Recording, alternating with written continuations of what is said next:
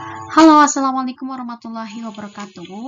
Kembali lagi pada sesi pelatihan Reflective Restructuring untuk meningkatkan keterampilan mempersepsi para calon konselor.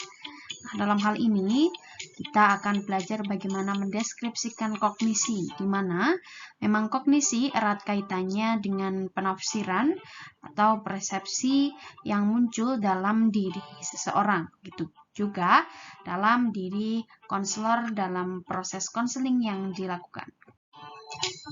Sebelum kita memahami bagaimana cara kita mengidentifikasi pemikiran kita dalam proses mendeskripsikan atau menafsirkan objek dalam proses konseling, kita perlu paham mengapa mengidentifikasi kognisi kita perlukan. Kita perlu pahami bahwasanya memang pemikiran kita berpengaruh pada persepsi, maka perlu bagi konselor memahami pemikiran yang muncul terhadap suatu objek. Yang kedua, 90% orang seringkali terjebak pada pemikirannya sendiri. Nah, konselor jika terpaku pada kesimpulan pikiran akan berdampak pada kesalahan persepsi dalam proses konseling yang dilakukan. Kemudian, kesalahan persepsi dipicu oleh kekakuan berpikir konselor. Nah, hal ini berdampak pada kesalahan pandangan sehingga riskan terjadi kegagalan konseling.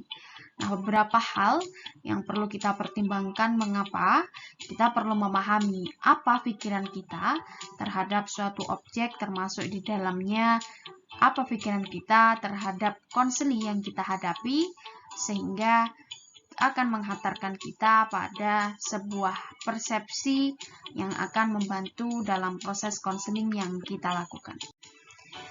Sudah tidak asing bagi kita mengenai tabel yang ada di layar saudara masing-masing terkait dengan proses persepsi, di mana yang kita pahami bahwasanya persepsi memiliki proses tertentu sehingga menjadi sebuah penilaian atau penafsiran yang valid. Pada tahap sebelumnya, atau tahap experience, kita telah mengerjakan bersama-sama proyek mengenai bagaimana kita mengidentifikasi data-data berdasarkan pengamatan yang dilakukan oleh panca indera kita.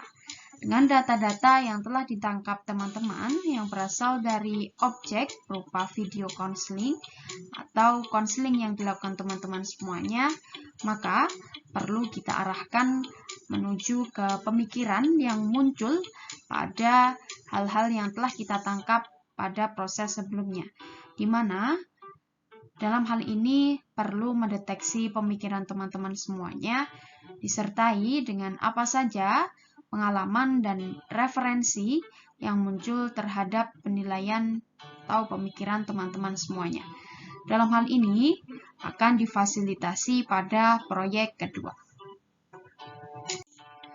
Oke, terima kasih teman-teman telah menyimak bagaimana mendeskripsikan kognisi dalam proses persepsi yang terjadi dalam diri kita dalam menangkap objek, termasuk di dalamnya objek konseling. Sampai jumpa di tahap pelatihan selanjutnya.